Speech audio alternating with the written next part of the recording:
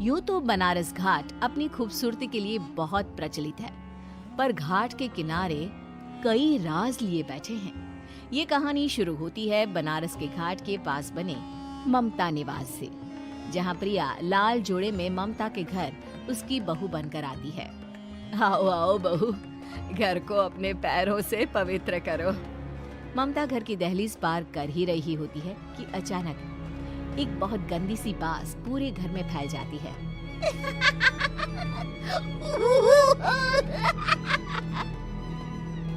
ये बदबू और ये आवाजें, ये कौन हंस रहा है माँ?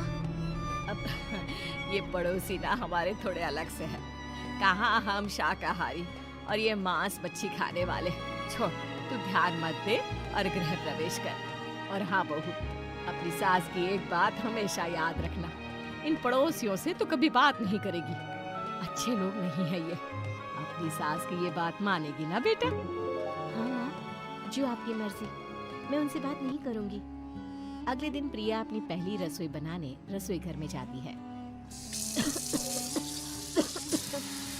ये छोकी बात तो नाक में जा रही है। एक काम करती हूँ, खिड़की खोल देती हूँ। प्रिया खिड़की खोलने जाती है। इतने जाले, लगता है इस खिड़की को कभी खोला ही नहीं गया। पर ऐसा क्यों? ओह, नॉन वेज की स्मेल आती होगी ना। 2 मिनट के लिए खोल लेती हूँ, फिर बंद कर दूंगी। प्रिया खिड़की खोलती है। खिड़की खोलते ही उसकी नजर सामने वाले घर की खिड़की पर पड़ती है, जहाँ एक लड़की खड़ी होती है। हाथों में मेहंदी, लाल रंग की साड़ी, बिल्कुल सजी धजी, मानो प्रिया की तरह ही वो भी नई नवेली बहू हो। वो प्रिया को देखकर मुस्कुराती है। हे भगवान, माँ ने तो इनसे बात करने को मना किया था। प्रिया फौरन ही खिड़की बंद कर देती है और तवे पर चढ़े रोटी की ओर देखने लगती है, पर वहाँ रोटी न होकर मछली पड़ी होती है। ये क्या? पहली ही रसोई में इतनी बड़ी गलती। हे भगवान, अब मैं क्या करूं? प्रिया बहुत डर जाती है और फौरन रसोई की सफाई करने और फिर सभी के लिए खाना बनाने लग जाती है। जब वो सबको खाना परोसती है, सब तो ठीक है, मैं बेकार में चिंता कर रही थी। हे भगवान, ऐसे ही बस अपनी कृपा बनाए रखना। रात के वक्त जब सब सो रहे होते हैं, तब प्रिया को पायल की आवाज सुनाई देती है, जिससे उसकी आंख खुल जाती है। ये पायल की आवाज कहाँ से आ रही है? प्रिया उठकर उस आवाज के पीछे छत की सीढ़ियों तक जाती है। तभी उसे बच्चे के रोने की आवाज आती है। प्रिया छत पर जाती है तो क्या देखती है? वही लाल साड़ी वाली लड़की अपनी गोद में एक नवजात बच्चे को घुमा घुमा कर सुला रही है। तभी प्रिया की नजर उसके पेट पर पड़ती है। ओह गॉड, ये तो प्रेग्नेंट भी है। सुनिए, बच्चा सो नहीं रहा है क्या? मैं कुछ मदद करूं? नहीं नहीं, आपके घर वालों को अच्छा नहीं लगेगा, मैं संभाल लूंगी। स्नेहा की गोद से बच्चा हाथ मारकर प्रिया की गोद में आने को छटपटाने लगता है। दोनों घर अगल बगल में बने होने के कारण प्रिया उस बच्चे को गोद में ले लेती है। प्रिया के पास आते ही वो सो जाता है। बच्चे का वो स्पर्श रात भर प्रिया भूल नहीं पाती और अगली सुबह वो छत पर कपड़े सुखा रही होती है। तभी उसे एक औरत इशारा करके बुलाती है। स्नेहा कह रही थी बाबू तुम्हारी गोद में आते ही सो गया। मैं गौरी, स्नेहा की माँ हूँ। बहू, घर आना, बाबू को खिला भी लेना।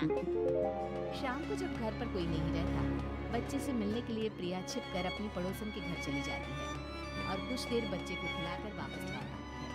इसके कुछ दिन बाद ही प्रिया को पता चलता है कि वो माँ बनने वाली है। ममता की खुशी का ठिकाना नहीं रहता।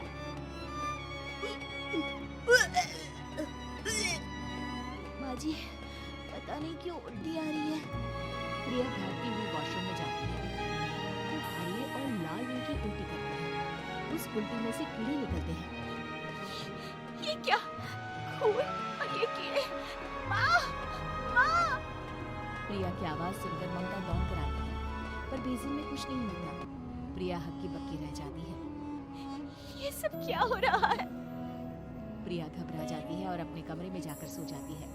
डर के कारण वो इतनी थक जाती है कि उसकी आंख लग जाती है। तब उसे ऐसा लगता है उसके पेट पर मानो कोई बैठा हुआ हो।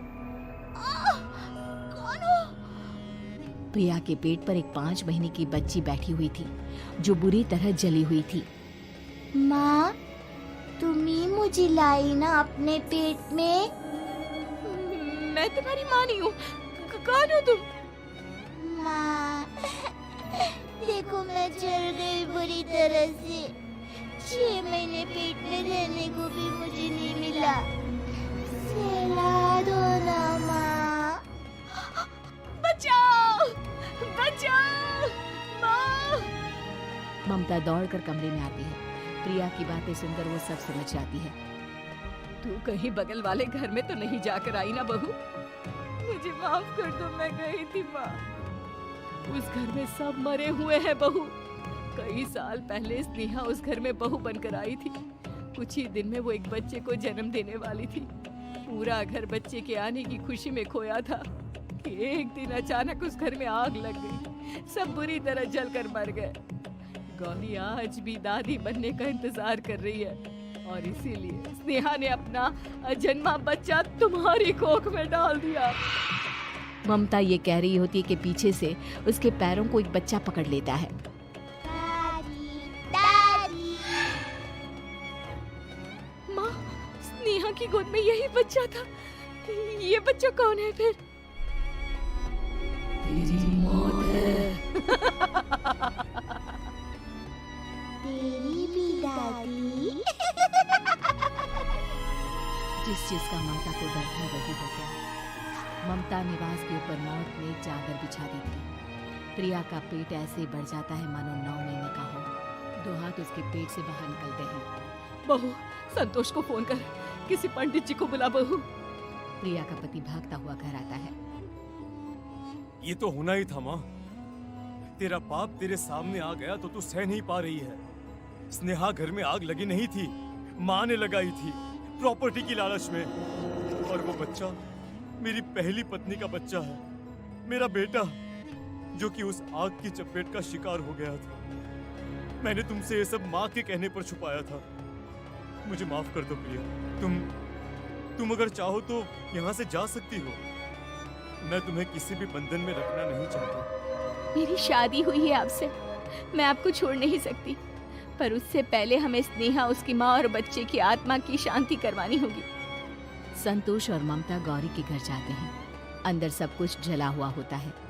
जमीन पर जली हुई लाशें बिखरी हुई थी। ममता रो रो कर अपने करने की माफी गौरी से मांगती है। प्रिया स्नेहा के घर वालों का अंतिम संस्कार करवा देती है और ममता निवास फिर से आत्माओं के साए से मुक्त हो जाता है।